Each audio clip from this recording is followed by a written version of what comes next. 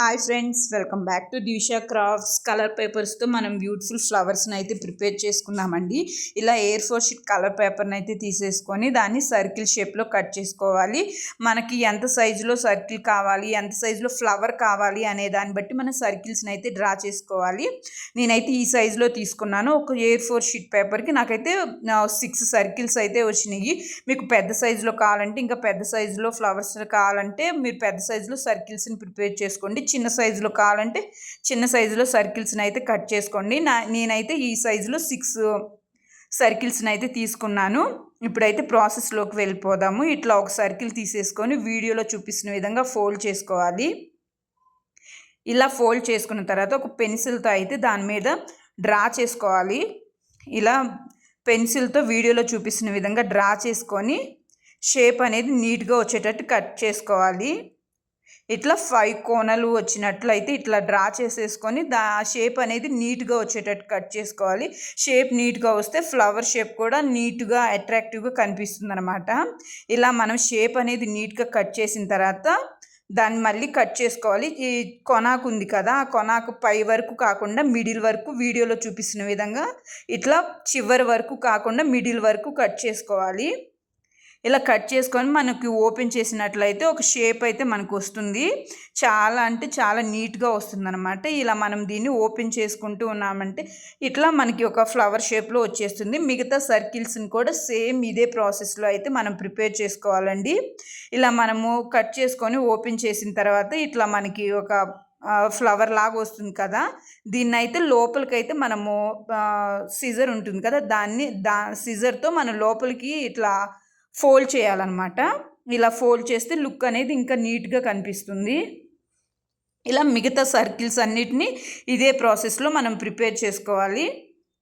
ఇలా మనము నేనైతే 6 సర్కిల్స్ తీసుకున్నాను కదా, అలా మనం 6 పెటల్స్ని అయితే ఇట్లా ప్రిపేర్ చేసుకోవాలన్నమాట. ఇలా ప్రిపేర్ చేసుకున్న తర్వాత వాటిని ఒకదాంతో ఒకటి అటాచ్ చేసుకోవాలి. ఇట్లా చెప్పాను కదా, అన్నిటిని ఇలా ప్రిపేర్ చేసుకున్న తర్వాత ఒక్కొక్క పెటల్ని తీసుకొని ఆ పెటల్ని మిడిల్లో కట్ చేసుకోవాలండి. ఇలా వీడియోలో చూపిస్తున్న విధంగా ఒక చోట మిడిల్ వరకు కట్ చేసుకొని ఆ మిడిల్లో గమ్ అంటించేసేసుకొని దాన్ని చుట్టేసుకోవాలి. ఇలా చుట్టేసుకుంటే అది మనకి ఒక మొగ్గలాగా అయితే వచ్చేస్తుంది. ఇలా మొగ్గలాగా ప్రిపేర్ చేసుకోవాలి ఒక సర్కిల్ని. నెక్స్ట్ ఇంకో సర్కిల్ని తీసేసుకొని దాన్ని కూడా సేమ్ అదే ప్రాసెస్లో ఒక చోట మిడిల్ వరకు కట్ చేసుకోవాలన్నమాట. ఇలా మిడిల్ వరకు కట్ చేసుకొని మిడిల్లో గమ్ అంటించేసేసుకొని మనం ప్రిపేర్ చేసుకున్న మొగ్గు ఉంది కదా, ఆ మొగ్గని ఇందులో పెట్టేసుకొని సేమ్ అదే ప్రాసెస్లో చుట్టేసుకోవడమే. ఇలా మనం గమ్ అంటించేసేసుకొని చుట్టేసుకోవాలి. మిగతా పెటల్స్ మనం సర్కిల్స్ తీసుకున్నాం కదా, ఆ సర్కిల్స్ అన్నిటిని కూడా ఇలాగే చుట్టేసేసుకుంటే మనకి ఫ్లవర్ అయితే రెడీ అయిపోతుందండి. చాలా సింపుల్ ప్రాసెస్ కదా. ఇవే కాదండి, మనం వేస్ట్గా పడేసే ఐటమ్స్తో కూడా మన ఇంట్లో ఈజీగా హోమ్ డెకరేటివ్ ఐటమ్స్ని అయితే ప్రిపేర్ చేసుకోవచ్చు. అలా ప్రిపేర్ చేసి నేను చాలా వీడియోస్ని పోస్ట్ చేశాను మనం వేస్ట్గా పడేసే ఐటమ్స్తోనే. ఒకసారి నా ఛానల్ని విజిట్ చేయండి, వీడియోస్ అన్నీ చూడండి, నచ్చితే లైక్ చేయండి. ఫైనల్గా అయితే మనకి ఫ్లవర్ అయితే రెడీ అయిపోయింది. దీన్ని ఇంకా అట్రాక్టివ్గా చేయడానికైతే నేను ఒక కలర్ పేపర్ అయితే తీసుకొని దాన్ని వీడియోలో చూపిస్తున్న విధంగా కట్ చేసుకున్నాను. ఇలా కట్ చేసేసుకొని దాన్ని మనం చుట్టేసుకున్నాం అనుకోండి, అది ఒక చిన్న మొగ్గలాగా అయితే వస్తుంది. అట్లా చిన్న ఫ్లవర్ లాగా వస్తుంది. దాన్ని అయితే మనం ఇంతకు ప్రిపేర్ చేసుకున్నాం కదా ఫ్లవర్, ఆ ఫ్లవర్ మధ్యలో పెట్టామనుకోండి లుక్ అనేది ఇంకా నీట్గా అట్రాక్టివ్గా కనిపిస్తుంది అనమాట. సో ఇలా మిడిల్లో పెట్టేసుకుంటే లుక్ అనేది ఇంకా డిఫరెంట్గా ఉంది కదా ఇంతక దాని మీద. ఇప్పుడు లుక్ చాలా బాగా అనిపించింది. సో మనకి ఇలా ఎన్ని ఫ్లవర్స్ కావాలంటే అన్ని ఫ్లవర్స్ని ఈజీగా మనం ప్రిపేర్ చేసుకోవచ్చు.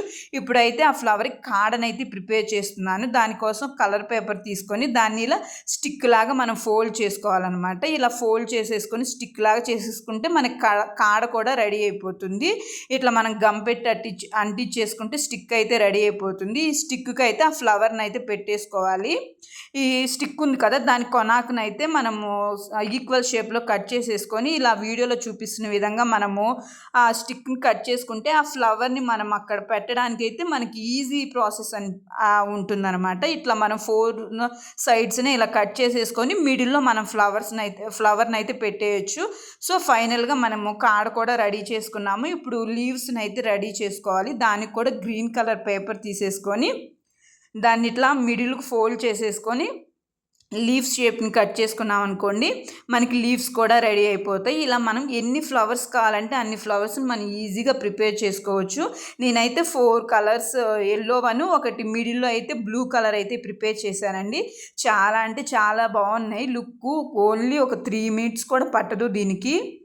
చాలా సింపుల్ ప్రాసెస్లో మనం ప్రిపేర్ చేసుకోవచ్చు. ఇట్లా లీవ్స్ని అయితే పెట్టేసుకున్నాను.